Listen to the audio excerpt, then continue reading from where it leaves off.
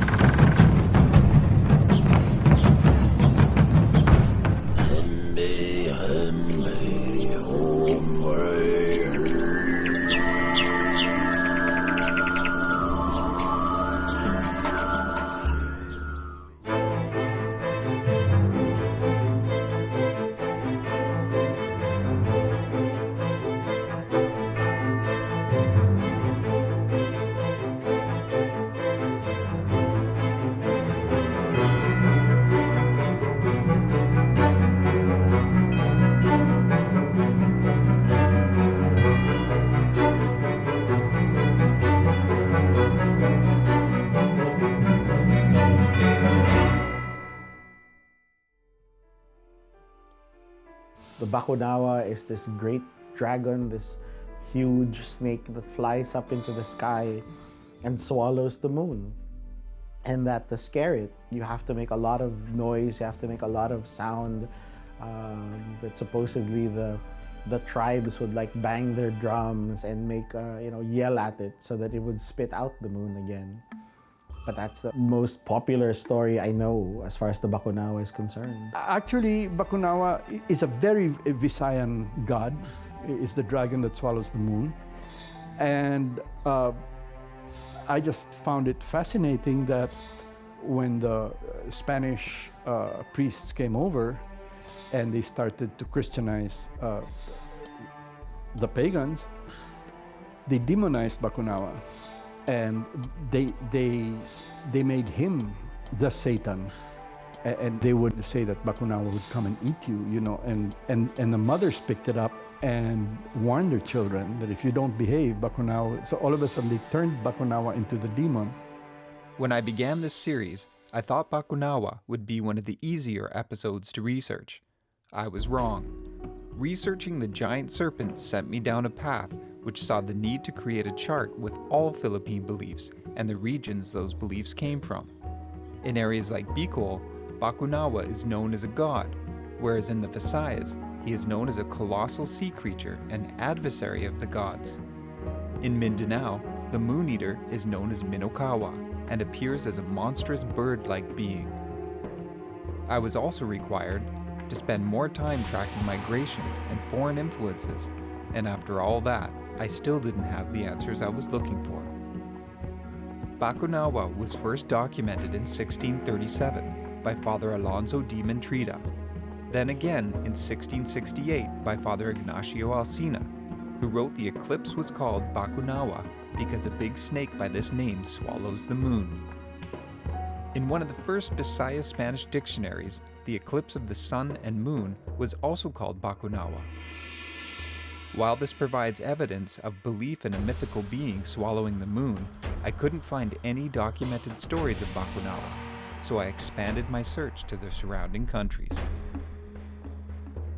The ancient Chinese believed that a solar eclipse occurred when a legendary celestial dragon devoured the sun. They also believed that this dragon attacks the moon during a lunar eclipse. It was a tradition to bang drums and pots and make loud noises during the eclipse to frighten the dragon away. Even more recently, in the 19th century, the Chinese Navy fired its cannons during a lunar eclipse to discourage the dragon from devouring the moon. We used to have such wonderful trade with China that they've influenced our language, they've influenced the way we do things, our tools. I think it's sad also that the Chinese have forgotten that they traded with the Philippines, that at some point in history, one of the sultans went to visit China as an esteemed guest. And you go to China, like there's a monument of him there, I think. The strong trade between China and the Philippines seemed like a solid lead. I got absorbed in the incredible ties they shared culturally before the Spanish arrived.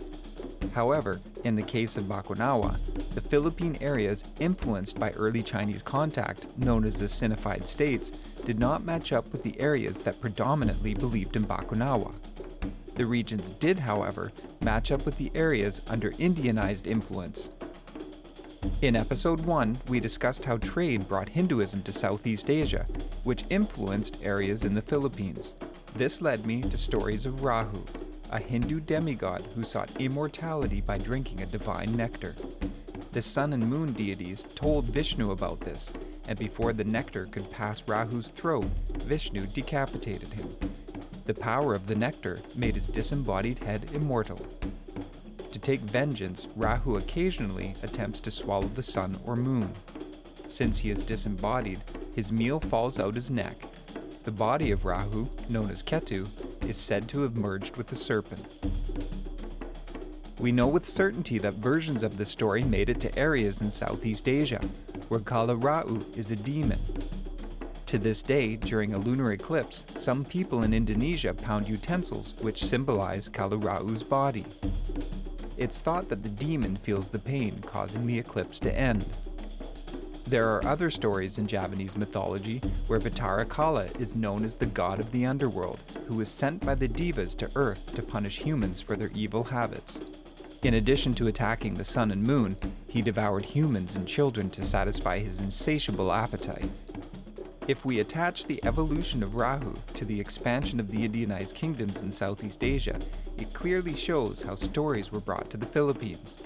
Regional identifiers such as dragons and serpents were adopted to reflect the societal beliefs and environments of the time. Stories of Bakunawa as a god and demon began to emerge. The most famous, perhaps, is that of Bakunawa and the Seven Moons. Around centuries ago, the spirit underworld exists, with creatures and a huge serpent, the Bakunawa of the seas.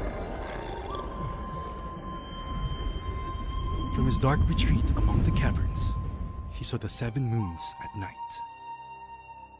That Bakunawa deliciously gazed with wonder and admiration.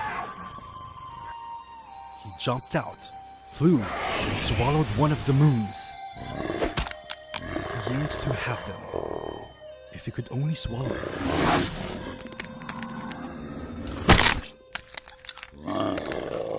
Thus, he would be the eternal possessor of them.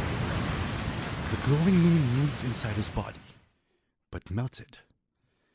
He could not be satisfied as he tried to get the other 4 moons that also melted away. The Bakunawa emerged in the sky to devour the last moon. The throwing of spears in the skies, the sound of danger from the gongs and drums, the noisy pounding on motors and house floors was the only hope to stop Bakunawa swallowing the moon. As the sound of people distracts Bakunawa, the moon was saved by Laon's punishment from the sky. This story was of particular interest to me because it's the only story I know of in Philippine myth and folklore which mentions the 7 moons. Many areas in the ancient Philippines were astute in astronomy. In fact, the Ilonggos had a 12-month calendar based on the lunar cycle. This has brought speculation that the 7 moons could reference the lunar cycles for planting and harvesting, or even the phases of the moon. The very first written account of Bakunawa and the 7 moons came from Fernando Beiser, a Filipino poet, publisher, and priest in Cebu, who was also among the first to publish in the Visayan language. In the story, Ang Bakunawa, he claims that according to the original storyteller, the 7 moons represents the 7 days of the week. Beiser also makes reference to the number 7 reminding us of Revelations, and then continues to use the story as a catechism. So it leaves me to question if the story of Bakunawa and the Seven Moons that we know today is just a fanciful twist on existing folklore, or was it really something that was passed down and evolved through oral tradition? Perhaps it's a case for creating a stronger distinction between folklore and early 20th century Philippine literature. The origin of Bakunawa is linked directly to the Hindu god Rahu. It then evolved into both a god and a demon with the expansion of the Indianized kingdoms in Southeast Asia, which saw the belief brought to the Philippines as the cause of the lunar eclipse. Evidence shows that the story of Bakunawa and the Seven Moons may be an early 20th century poetic interpretation of existing oral folklore. Regardless, Bakunawa has become a staple in Philippine mythology and has been used as a storytelling tool for centuries. We need to resist the urge to invalidate these mythical creatures because of limited documentation. It is also important to realize that each unique mythical being is a microcosm of Philippine mythology, and when properly mapped, it is one of the best cultural and literary resources to unify the Filipino identity.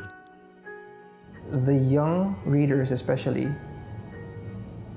are starting to have a sense of this and are passing it on to their friends.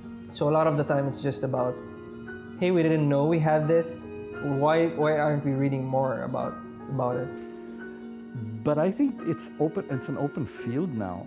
I think the more we get into what we are as Filipinos, etc., into this animism, the pantheism, that if we're going to understand ourselves, we're going to have to accept that, and we do.